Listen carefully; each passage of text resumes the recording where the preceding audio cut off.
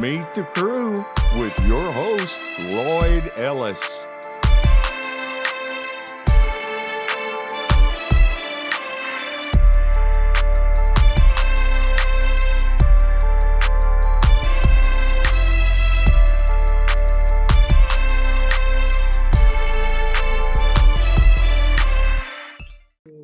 Welcome back to Meet the Crew. I'm your host, Lloyd Ellis, with yet another amazing episode.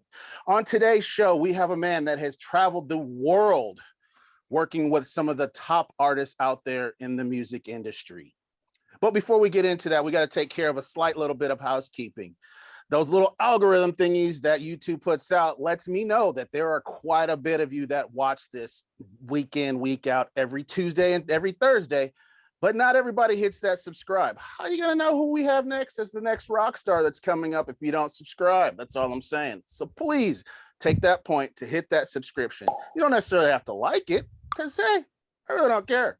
But I want you to look at it so that way you might actually see something that's pretty cool. And you might actually think, hey, I might want to do that for the rest of my life because this is a career that I love to do, and so do the people that we have on the show. The show ranges from everybody between the backline techs, which are the instrument folks, to the tour managers, to even a couple of artists on stage here and there. You never know who we might have coming up next, but you can if you make sure to hit that like and subscribe. So there you go, folks. Subscribe, Meet the Crew.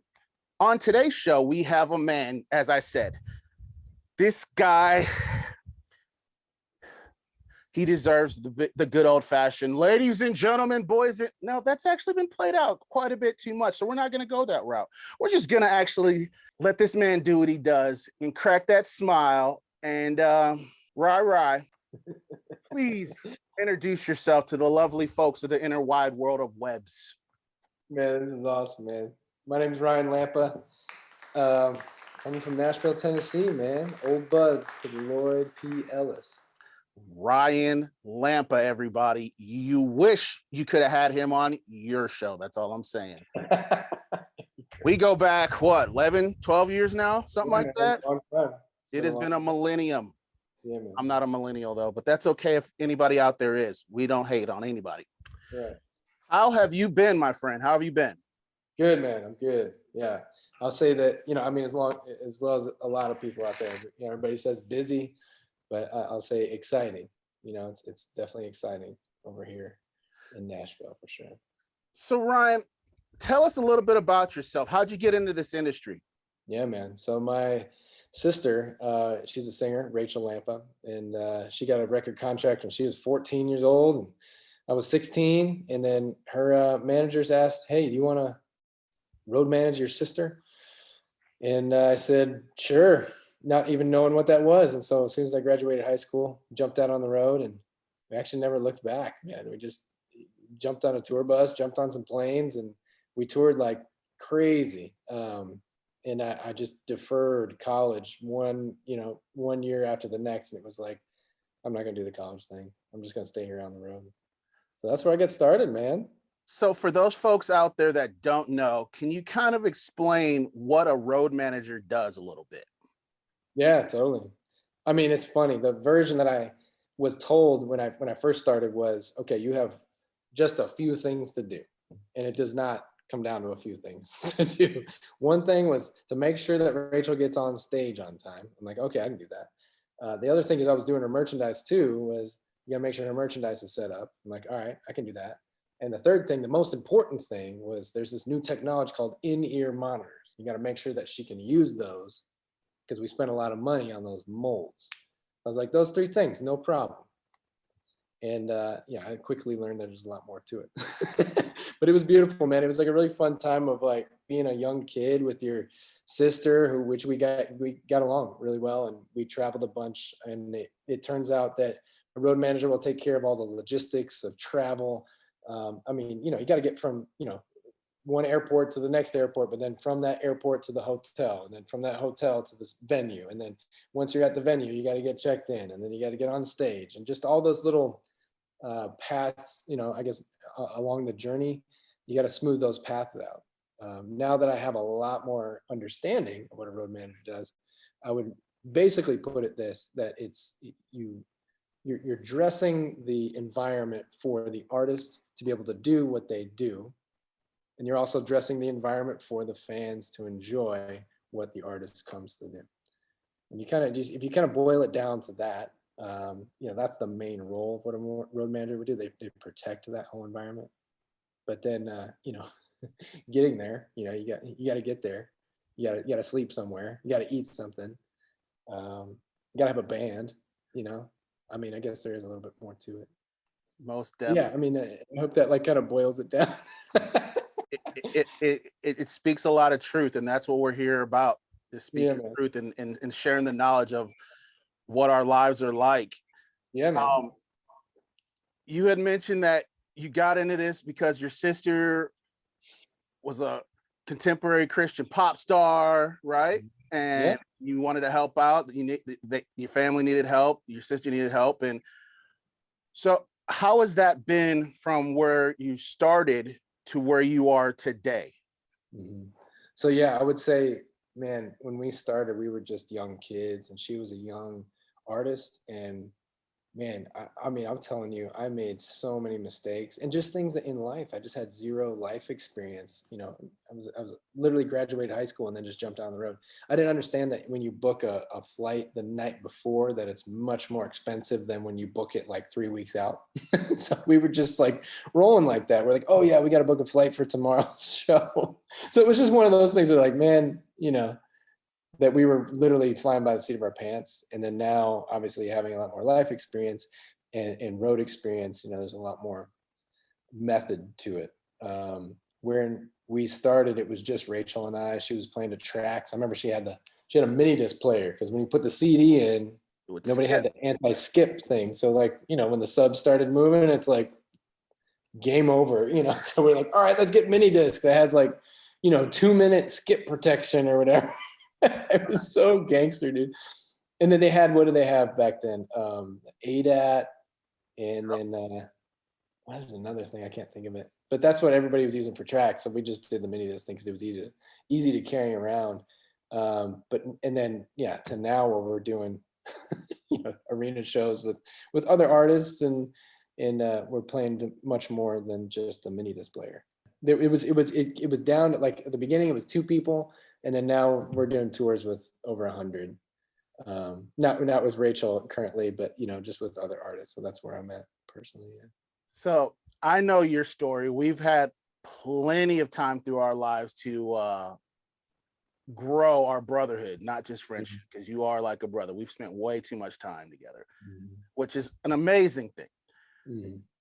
Would you be able to kind of let the folks out there know some of the artists that you might have worked with in the past? Yeah, sure. Most recently, I've been working with Toby Mac. He's kind of been the dude that I've actually worked for and worked with longer than anybody. I think we're up to like 15 years, 14 years at the moment.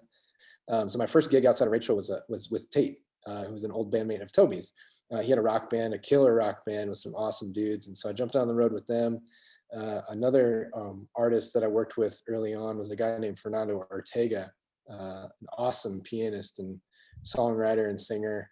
And then through that, man, I just kind of got passed around the CCM land. I mean, I can't even keep track of it. It was like me and like 2 other guys. We would just be like, hey, I can't do this date. Can you do that date for so-and-so? And it was like the whole early 2000s. I mean, yeah, I'm not trying to brag here, but like, it was just like it was a few of us that could do the road management thing and mix front of house, and had like, were willing to maybe even set up a merch booth on top of that. And so we kind of, we were getting all the jobs because we were doing it for cheap, and we were doing too much work, until somebody grabbed me and was like, hey, you need to stop doing that, man. You're taking jobs away from other people. I'm like, oh shoot, I guess I am, So it was that whole 2000s, I mean, gosh, Nicole Mullen, Aaron O'Donnell, Big Daddy Weave.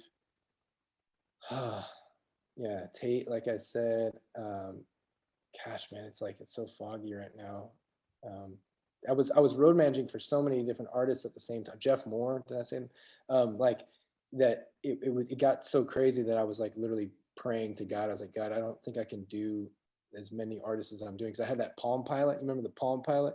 We had a little pen, and like every day I'd wake up and be like, I had to remind myself which artist I was working with, because it was just so many different ones to be able to pull a living together. And so I was praying to God, like, hey, if there's a way I can just do one artist, that'd be awesome. And man, 2 weeks later, Toby called. I remember I was in the airport. It was like, hey, Ryan, it's Toby. And I was like, hey, Toby. Toby who? He's like, Toby Mac, man. I was like, oh, crap. I was like, how'd you get my number? He's like, don't worry about that. He's like, man, you want to come out and tour with me? And I was like, yeah, totally.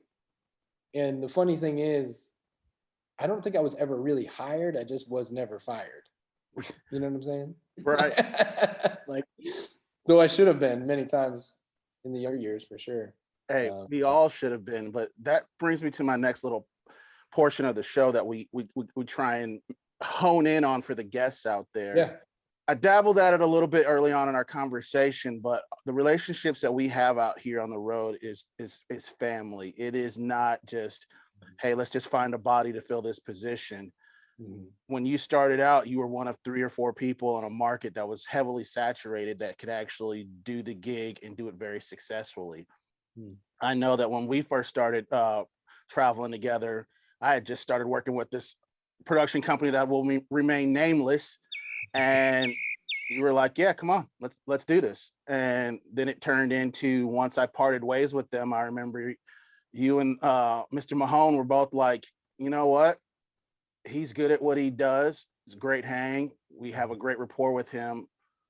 Let's do what we got to do to make sure that he stays in that position with whatever company that we transition into. And that's how a lot of people don't really realize, especially if you end up working with an artist direct for the most part, you can go a long way in your career if you make sure to establish that relationship early on with a different person, a different group, a different artist.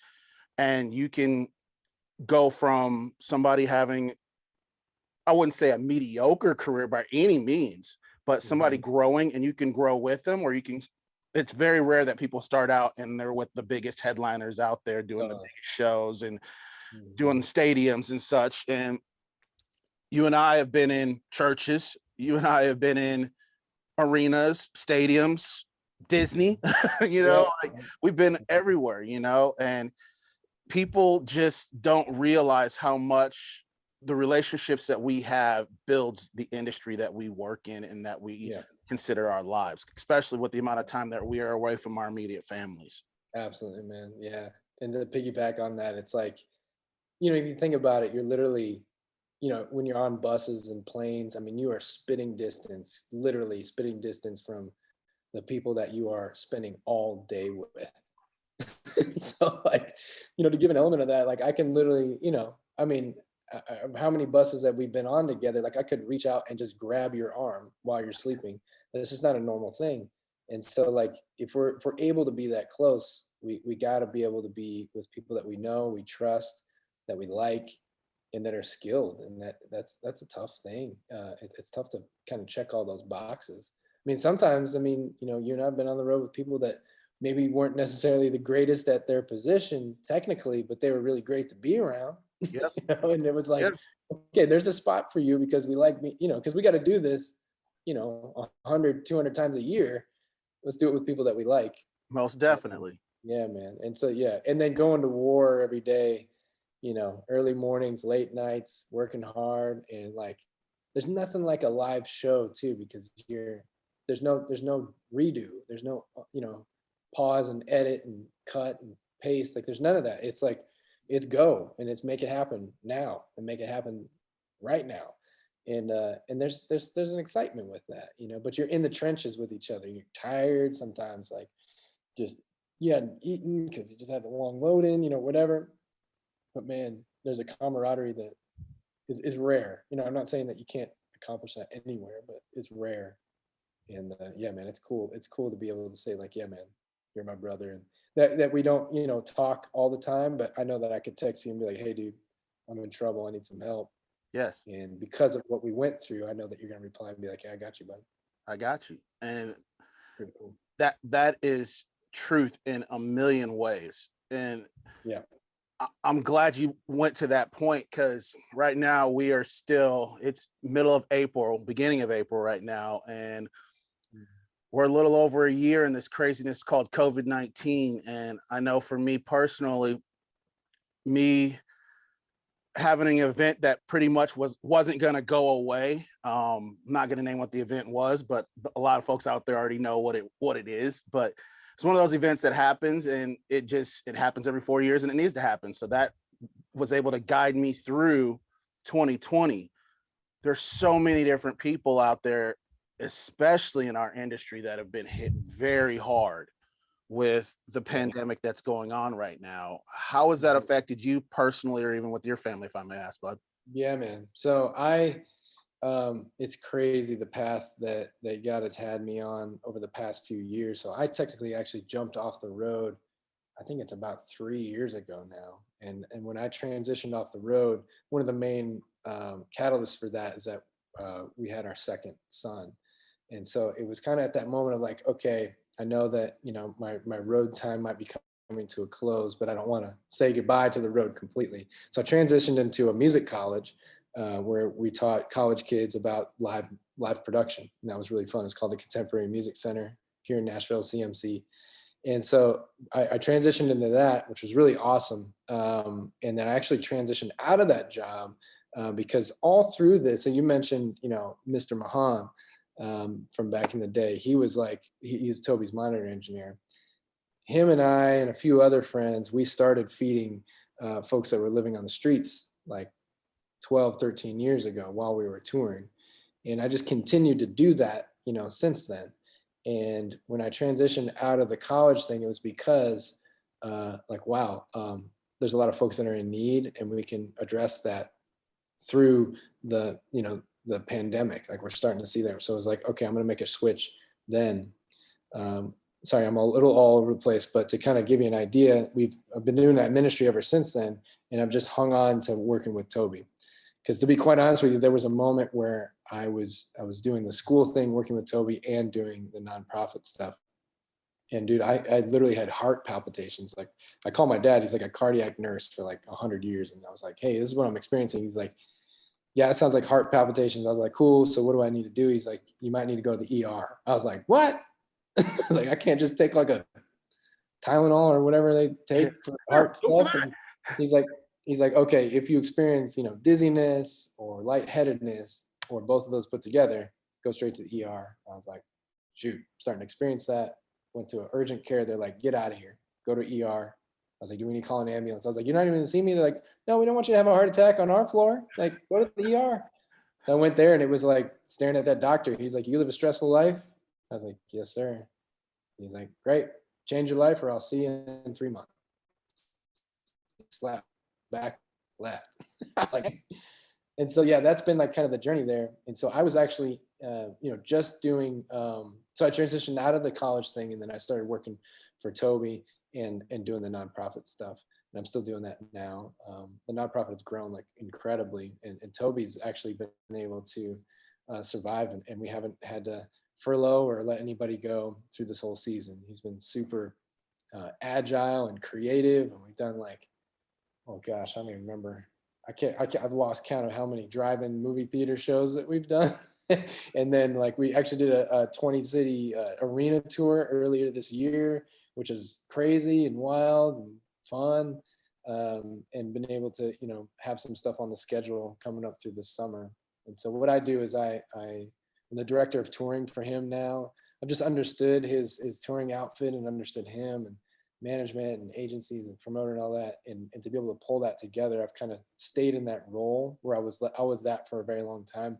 And now I'm able to delegate, positions like front of house and tour manager and production manager, because I was dumb enough to take on all three of those for quite some time. And we just grew too big. It was like, okay, we gotta release the tension a little bit. So hopefully that makes sense. I know it's a little bit all over the place, but to answer your question, how the pandemic has affected me, it's more, I think it's forced, Toby and team Toby to be like creative and relentless. And it's awesome to see, even the promoter that we mainly work with, Dan Fife and his team at Awakening Events, just team up with, our agent, Tony Johnson, at platform, and then, you know, True Artist Management, Laurie Anderson and Dan Pitts. It's just like, dude, everybody just said, we're not going to give up, and we're going to bind together and push through and just do the best that we possibly can. And it's crazy because it shouldn't have made sense. Like, I was like, holy crap, I can't believe we're doing this, where I see all of our friends, you know, falling off, and, you know, like other friends being like, hey, I can't do this anymore. I got to go do another job. And my hat's off to them, because like a lot of people didn't have the choice. Yeah. You know, we were one of the lucky few that was able to not, you know, furlough anybody. I'm still baffled by it. I'm like, and Toby is so gracious too, to be able to push through and not fire anybody, and say like, no, we're gonna make this work. And he worked his freaking butt off, you know, to make this happen. So I can attest for everything that you are saying, to where it's been probably 5 years now since I've traveled officially with you guys, but it is definitely one of those things to where if it was ever to come back up, yes, but reality is right now my path is in a different light, and it was inspiring to see you all be one of the first, if not the first, arena tour to go back out this year. Yeah. And to see that you guys did a full tour with how much capacity were you guys at? Well, it depends on the venue, but right around 50% is probably the most accurate. Yeah, You guys were doing full production, right? Yeah, yeah. We brought in full, and it's funny. Because of the lack of capacity that we could play at these venues, you know, we had to limit it a bit. But I think we did pretty good. Like we're, you know, Noah Wood is our lighting director and designer, and man, he did a really great job of being able to protect, you know, Toby's show and keeping it feeling big. You know, I think that like the complexity of the show wasn't as complex as like the last few tours that we did, because we really started just like to crank it up right before the pandemic. We were just doing more things that we've never done on the road, and we needed to sort of simplify to be more cost efficient. And I think Noah and the team really did a great job in protecting, you know, Toby's show. And I think I was like, it looked great. I was getting texts all over the place like, dude, I thought we were gonna just see like an up and down stage truss and par cans. Like, this thing looks good. And I was like, nah, I agree. I think it looks great. I can attest. It looked amazing. I didn't get a chance to see it in person, but everything that I saw on the gram and all those other social things I don't typically have, it looked amazing. Yeah, man. Toby was super creative too, man. He came up with the idea to do that like kind of screen roof, you know, over the B stage out in the middle of the crowd, and like it was like a collaborative effort. But it was really cool to see Toby go like, man, okay, let's like, and he loves that stuff. He loves just being like, all right, let's get in the garage and let's just take what's in the garage and make something cool out of it. And he his idea of bringing that roof coming down like right over their heads, I don't know if anybody saw that, but like I was like, dude, I'll just follow the boss on this one. He came up with all these ideas. I think it was Sully, our production manager, came up with the ideas like, dude, let's do graded, you know, deck underneath them, and let's put some lights underneath it, and like, you know, we don't have to bring all that. You used to do these LED floors and stuff, and he's like, well, I can sub out for the LED floor, and I was like, that's a great idea. Yep. Like, let's put some cryojets underneath there because it's graded, and it's like, yeah, let's do that. It was like one of those things where it's like you're kind of forced into creativity and resourcefulness, where we've always sort of been in that, but it just made us a little bit more scrappy, I guess, on this round. And I think you could feel it, you know, like you're like, even Toby was like, sorry to interrupt you, but like, you know, like we had the whole band up there on the B stage, and we're like, how do you stay socially distanced on like a 16 by 16 deck with like 9 guys and 1 gal? And you're like, well, we could sit everybody at the edge of the deck. And he's like, hey, there's that wooden little crate over there. He's like, why don't we spray paint that black and they can sit on it? And I was like, Toby Mac, just making it happen. So it was just, you know, that scrappiness. It was fun, man. It was probably one of the more fun shows to put together too, because there were some elements that we threw into it that we were like, yeah, man, we did this because we were limited and we had, you know, some boxes around it. Well, Ryan, I appreciate you coming on the show, and you definitely have given a lot of insight to folks out there on the inner wide world of webs to kind of what it's like to as the day in the life of a road manager who saw an adversity out there and were able to get everybody together and make it spectacular.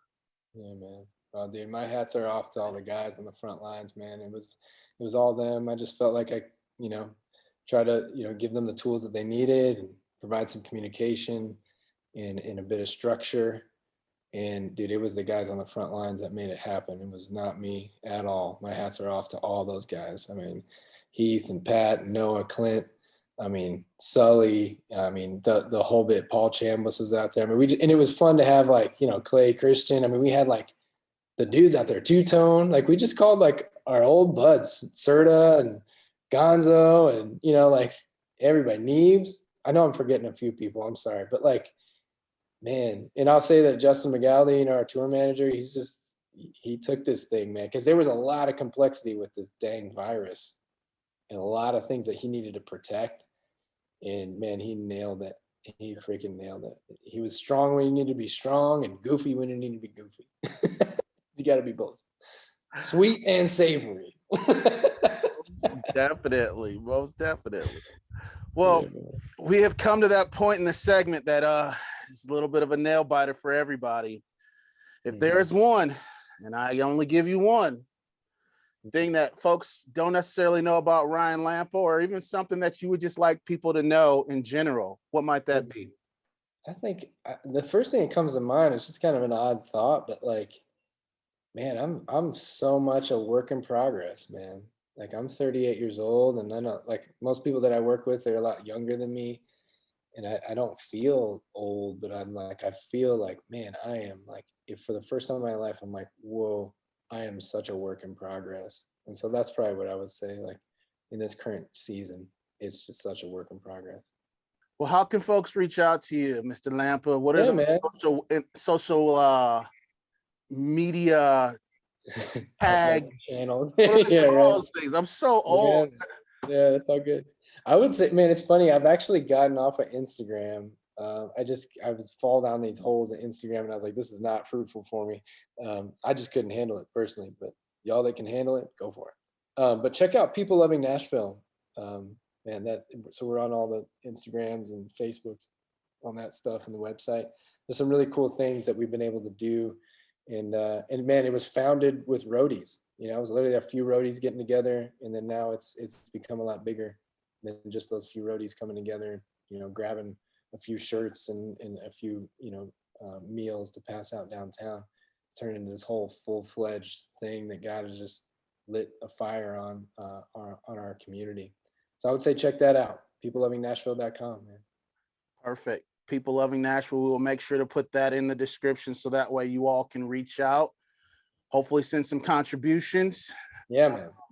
I hate to do this, but ladies and gentlemen, this is Ryan Lampa. Thanks for joining us, brother. See you, man.